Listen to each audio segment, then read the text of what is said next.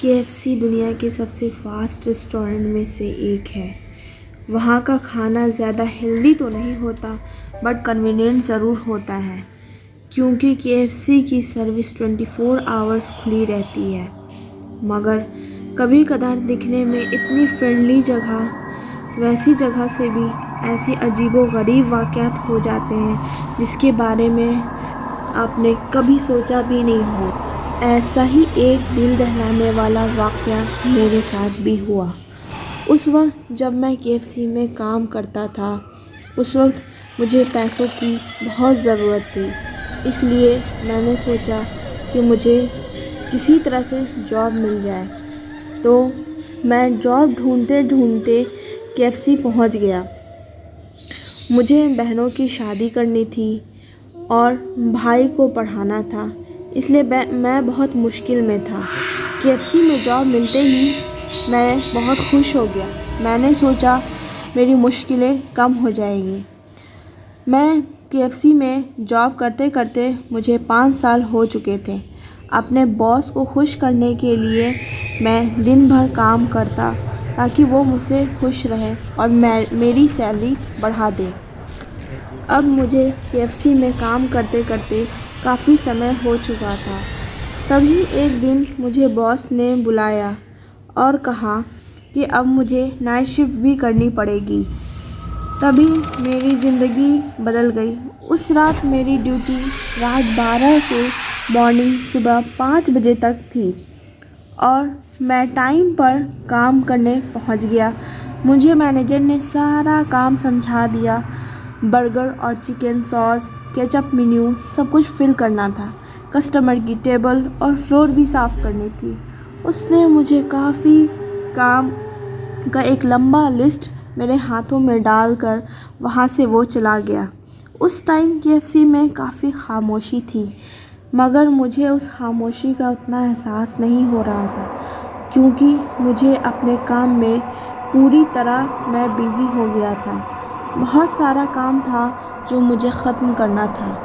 ख़त्म करते करते टाइम का पता भी नहीं चला और रात के 3 बज गए। सब कुछ ठीक चल रहा था, लेकिन अभी तक कोई कस्टमर नहीं आया था। फिर मुझे अपने काम से काम था। मैं चाहता था मुझे जल्दी से जल्दी अपना काम ख़त्म कर लूं, क्योंकि मुझे अगले दिन मैनेजर को रिपोर्ट देनी थी। मैं काउंटर पे कोल्ड ड्रिंक के कप्स अरेंज करता रहा और अचानक मुझे महसूस हुआ कि जैसे मुझे कोई देख रहा है। वो एक अजीब सा एहसास था, पर मैंने ज़्यादा ध्यान नहीं दिया और सोचा कि शायद आज मेरी तबीयत ख़राब है, इसलिए मुझे ये सब नज़र आ रहा है। ये सब सिर्फ मेरा एक ख़याल है, वहम है और इससे ज़्यादा कुछ नहीं। फिर अचानक मेरी नज़र खिड़की पर गई। उधर जब देखा तो एक अजीब सा काला साया नज़र आया, जैसे कोई खड़ा है।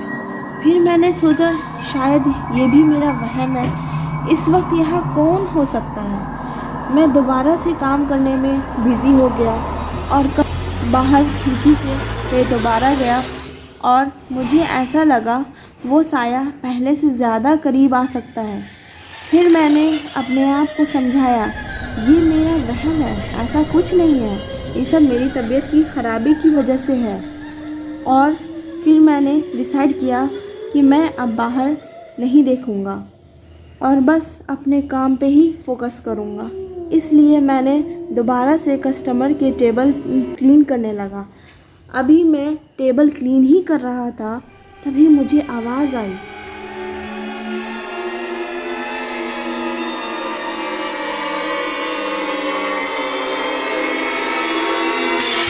एकदम से मैं खिड़की की तरफ देखा तो ये देखकर मेरे होश ही उड़ गए कि एक अजीब सी चीज़ जिसकी आँख लाल थी वो मेरे तरफ ही देख रहा था। अब मैं वहाँ 1 मिनट नहीं रुक सकता था।